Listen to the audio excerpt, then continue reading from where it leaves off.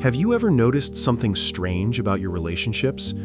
Different names, different faces, different stories, but somehow the same ending. Maybe you keep attracting emotionally unavailable people, or controlling ones, or partners who start off perfect, then slowly change. And here's the unsettling part.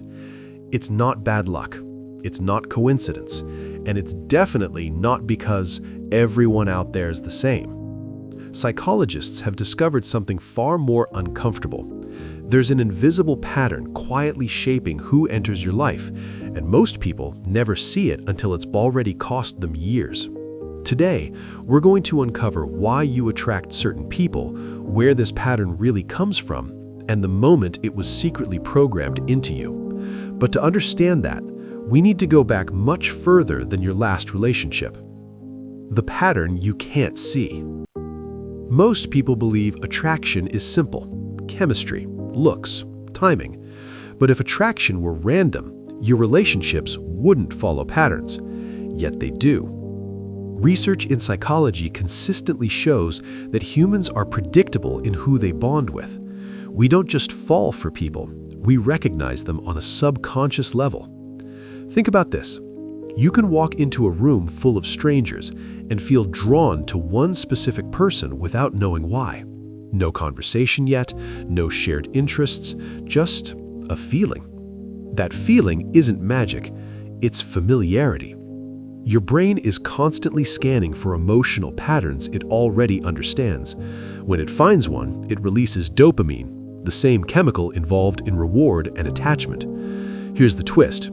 Your brain doesn't prioritize what's healthy, it prioritizes what's familiar. This explains why someone can intellectually know this relationship is bad for me, but emotionally feel pulled in anyway. The attraction isn't logical, it's learned. And the most important question isn't who you're attracted to, it's where you learned that attraction in the first place. Attraction is trained, not chosen. Long before your first crush, long before dating apps or heartbreaks, your attraction blueprint was already forming. Psychologists call this attachment theory. As children, we learn what love feels like by watching how closeness, safety, affection, and attention are given or withheld. If love felt warm, consistent, and safe, your nervous system learned that connection equals calm. But if love felt unpredictable, hot and cold, conditional, or something you had to earn, your nervous system learned something very different. It learned that love feels like anxiety, like waiting, like proving yourself. And years later, your adult brain may say, "I want peace," but your nervous system whispers, "This chaos feels like home." That's why emotionally unavailable people often attract those who grew up craving approval. That's why controlling partners attract those who learned love meant obedience. That's why people who fear abandonment attract partners who keep one foot out the door. This isn't weakness, it's conditioning. Your attraction isn't broken, it's doing exactly what it was trained to do. But here's where it gets more unsettling. Once this pattern forms, your brain actively filters reality to protect it.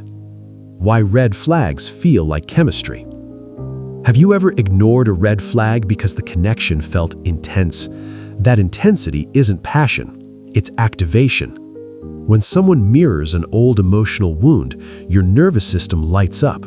Stress hormones like cortisol mix with dopamine, creating a powerful emotional charge. Your brain mistakes that chemical rush for attraction. This is why stable, emotionally healthy people can feel boring at first, not because they lack depth, but because your nervous system isn't being triggered. Studies in neuropsychology show that unpredictability strengthens attachment. When affection is inconsistent, the brain works harder to secure it. That's the same mechanism behind gambling addiction. You don't get hooked by constant rewards, you get hooked by uncertain ones. So when someone pulls away, then comes back, then pulls away again, your brain doesn't relax, it obsesses. This is how trauma bonds form, not through love, but through emotional survival. And here's the dangerous part. Most people don't realize this is happening. They say, I just have a type.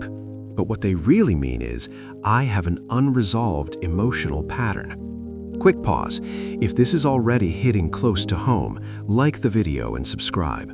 Not because it helps the algorithm, but because what comes next is where the pattern finally breaks. The mirror effect. Here's a truth most people resist. You don't attract people randomly. You attract people who match your emotional state. Not your personality, not your intentions, your internal beliefs about yourself. If you believe deep down that love must be earned, you'll attract people who withhold it. If you believe you must fix others to be worthy, you'll attract broken people. If you believe you're replaceable, you'll attract people who keep options open. This isn't punishment, it's reflection. Psychologists call this the mirror effect. People reflect back the relationship you unconsciously have with yourself. That's why changing partners without changing patterns never works. Different face, same lesson. And here's the shift most people miss. The goal isn't to attract different people. The goal is to become unfamiliar to the people who were wrong for you.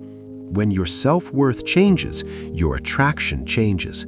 When your boundaries change, your chemistry changes. When your nervous system learns safety, chaos stops feeling exciting. But that raises a big question. If these patterns are subconscious, how do you actually break them? Rewiring attraction. Breaking attraction patterns isn't about willpower. You can't logic your way out of conditioning. What you can do is retrain your nervous system. The first step is awareness, noticing when attraction feels urgent, anxious, or overwhelming. Healthy attraction feels steady. Unsafe attraction feels intense. Second, slow down. Trauma-based attraction thrives on speed. Rushing creates bonding before discernment. Third, tolerate boredom. This sounds strange, but it's critical. When you first choose emotionally safe people, your nervous system may interpret calm as dull. That discomfort is growth. Fourth, boundaries. Boundaries aren't walls, they're filters. The moment you stop over-giving, over-explaining, and over-proving, certain people will lose interest. That's not loss, that's alignment. Neuroscience confirms that repeated safe connections literally rewire the brain. Over time, what once felt unfamiliar begins to feel normal. And that's when something powerful happens. You stop chasing. You stop proving. You confuse intensity with intimacy. You start choosing. The final shift. Here's the most important thing to understand. You are not attracting the wrong people because something is wrong with you. You're attracting them because something inside you is asking to be healed. Attraction is a message. It points to unmet needs, old wounds, unfinished lessons. Once those lessons are learned, the pattern ends, not through force, but through irrelevance. People who once excited you won't even register anymore.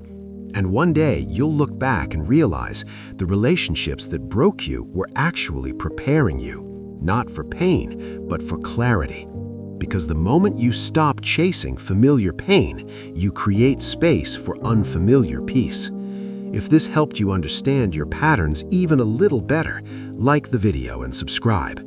More importantly, sit with this insight. The people you attract next will reflect who you're becoming, and that's where everything changes.